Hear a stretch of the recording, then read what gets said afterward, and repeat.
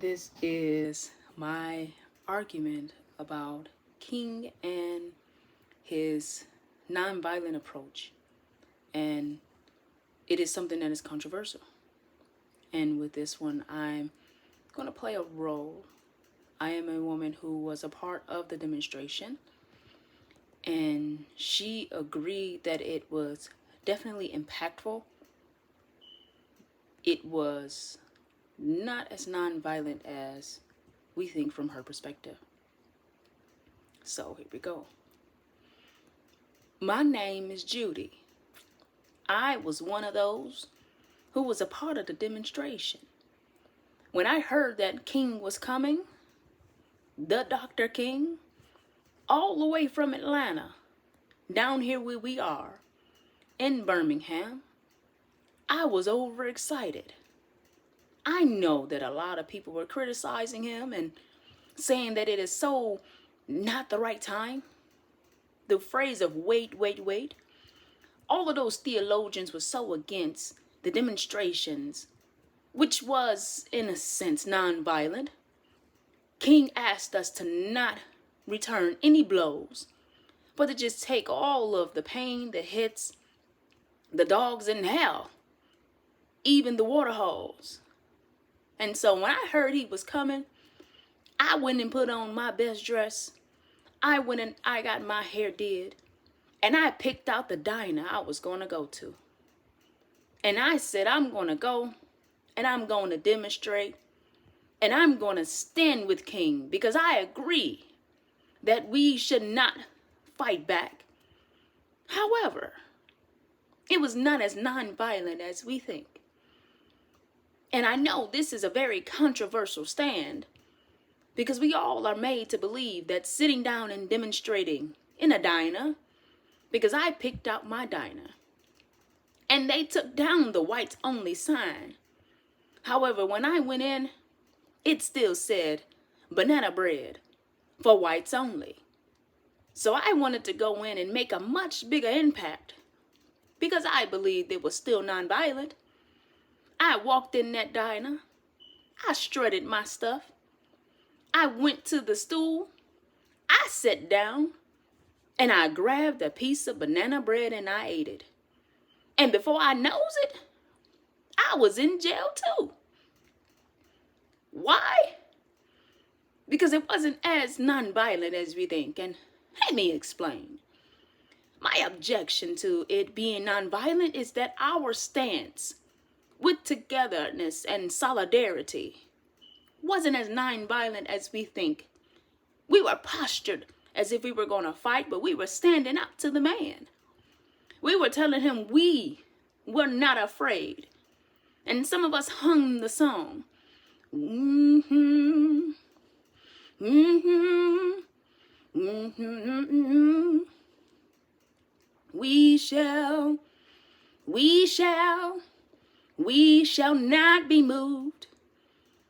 But because of this demonstration, our posture, it symbolized that we were ready to act out violently just by standing there.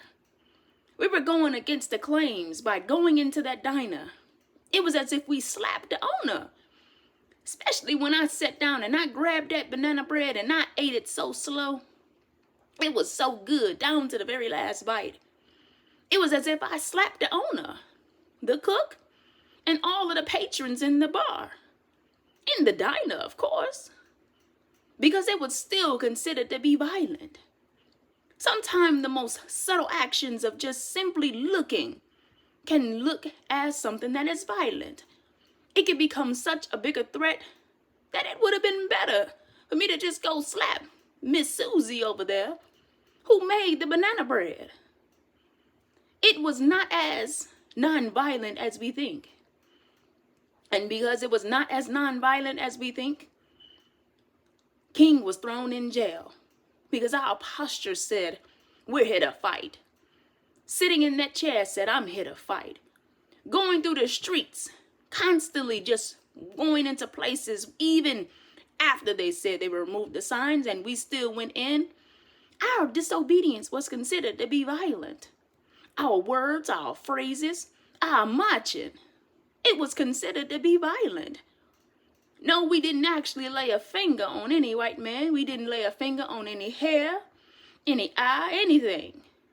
All we did was put our black bodies right there in solidarity saying, no, you said you will remove these signs. However, it is still here. We negotiated, we purified, and now it's time for us to take action. And we find ourselves waiting for King's next letter to come from that jail. Because as those theologians want to say that we were not acting rashly by not waiting, they were still not holding up their beliefs, especially in this Constitution that they want to push forth with words like, every man is created equal. Well, ain't I every man?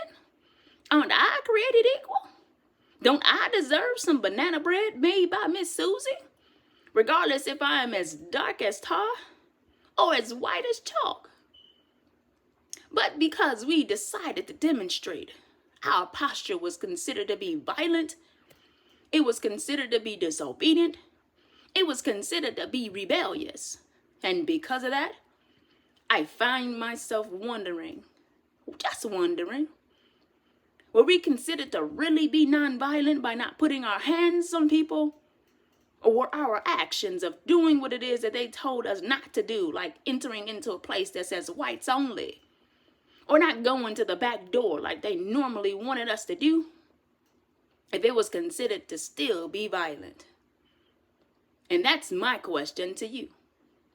Is it possible that the posture of sitting somewhere where you are told you should not be considered to be violent? To some people it is. It is disobedient because you were giving something that you are supposed to obey the authority. That's just like that little boy down the street whose mama told him to shut up. And because he didn't just sit down and put his head down, he's still considered to be disobedient because he stood there stock still but silent. However, it is the look in the eyes, the words that we speak silently, that erupts in violence, that makes them want to come after us. Because the color of our skin says that we are inferior. And something like white bread made by white hands should not be given to blacks because we are inferior. But the fact that I put my hands on that white plate with that white made bread and put it in my black mouth, I was considered to be violent. So we can make the argument that I was being nonviolent, not confrontational. However, my posture said that I was being violent because I was being disobedient and rebellious.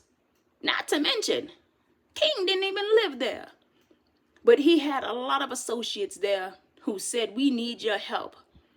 And he couldn't just sit in Atlanta and not come and actually help.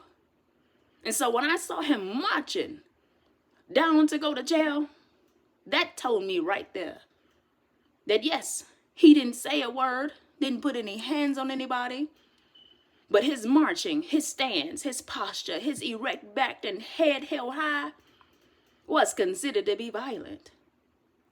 So we can all say it's nonviolent by actually putting your hands on a person. However, it is still violent to disobey something that you are told to do because you are simply black and considered inferior. And the look in your eyes, the disobedience, and the fact that you're willing to do it even after you were told to wait and had pleas from your clergyman, but you still went on and did it anyway? Now that's violent. And so I thank you, Professor Spademan, if you are, when you watch this, because I really do believe that it's a controversial stance, but however, it was not completely nonviolent to just show up and orchestrate and demonstrate. Because whether they fought with their hands, they still fought with their eyes, their posture, and I'm quite sure their words. And those three things can provoke violence in a community that feels like you're supposed to look at the ground. You're not supposed to make eye contact. And you're supposed to follow the rules because you're simply darker than most. So it is definitely nonviolent that we all believe. However, it was violent, yet it was very effective, because the effectiveness of even this subtly violent behavior changed the course of history to where now we're still seeing people march and it's still violent and considered to be non-violent. But now the violence that we have and that we see in this time now is not with the marches, but it's with the fact that we have the clarity and the understanding to know that we are free. Because this Constitution that we are supposed to be protected by says every man is made equal. And we are moving to that. So now the violence is not moving with our demonstrations. They will let us demonstrate and riot all day. However, they don't want us to have the education. So even me sitting here making this video, understanding philosophy and theories, this is considered to be violent because I am now a threat to what was put in place, that the color of my skin makes me inferior.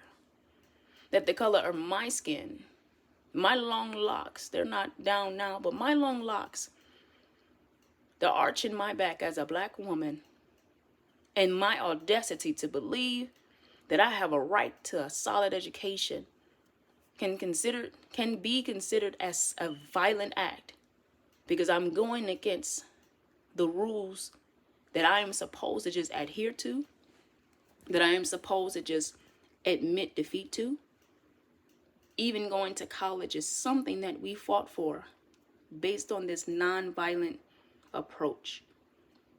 So I would say, with my objective, in theory, is non-violent. In application, it is very violent, because it sets the tone and the posture that we shall not be moved. We're not moved by that anymore. But we have seen it escalate into more times now, to where it's not dogs and water holes and threats of going to jail. Unfortunately, because they know that we are willing to demonstrate and march, they're willing to actually shoot us dead in the streets, which is another argument. However, King's letter, it says that he was nonviolent.